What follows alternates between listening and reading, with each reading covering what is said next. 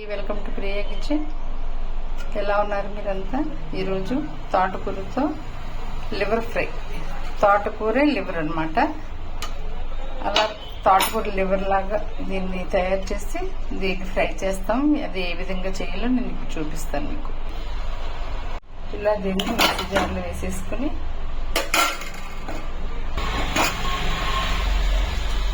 దీంట్లోనే కొంచెం అల్లం ముక్క, 4 పచ్చిమిర్చి, ఒక ½ టీ స్పూన్ జీలకర్ర, కొంచెం వెల్లుల్లి రెబ్బలు వేసుకుని దీన్ని మెత్తగా గ్రైండ్ చేసుకుందాం. చూడండి చక్కగా పేస్ట్ అయిపోయింది.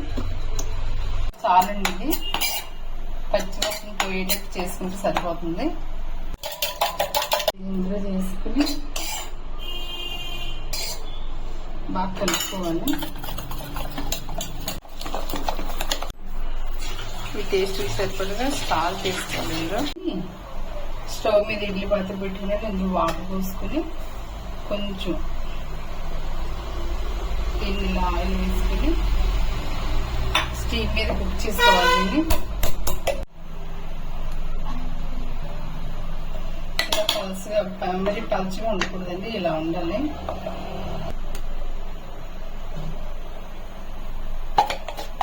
మూత పెట్టేసి ఒక 5 మినిట్స్ కుక్ చేస్తే కుక్ అయిపోతుంది. ఇది చల్లగా అవటం వస్తే ఇలా పెట్టానండి, కొంచెం చల్లగా అవ్వాలి. ఇది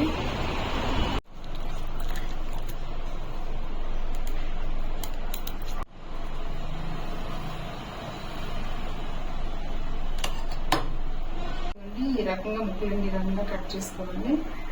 కట్ చేసుకుని దీన్ని డీప్ ఫ్రై చేసుకోవాలన్నమాట.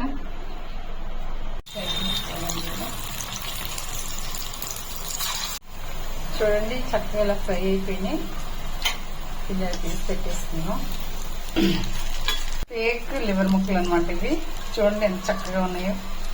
లివర్ కంటే బాగున్నాయి కదండి. ఎంచుకుని అయింది. మిగతా వేస్తాను. మిగతా పచ్చిమిర్చి, కరివేపాకు, సాల్ట్ అండి, అదే కొంచెం అల్లం వెల్లుల్లి పేస్ట్, కొంచెం జీలకర్ర పౌడర్, కొంచెం పసుపు, కొద్దిగా మసాలా పౌడర్.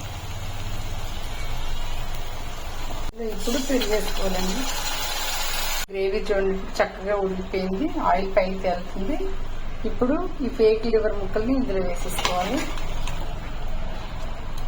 ఇలా నెమ్మదిగా కలుపుకోవాలండి.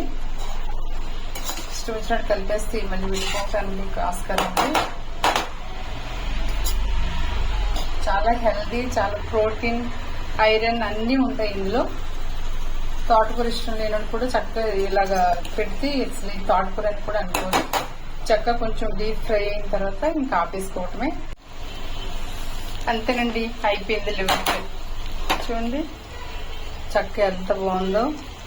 అసలు ఇది తోటకూర లివర్ ఫ్రై అంటే ఎవరైనా నమ్ముతారా? రియల్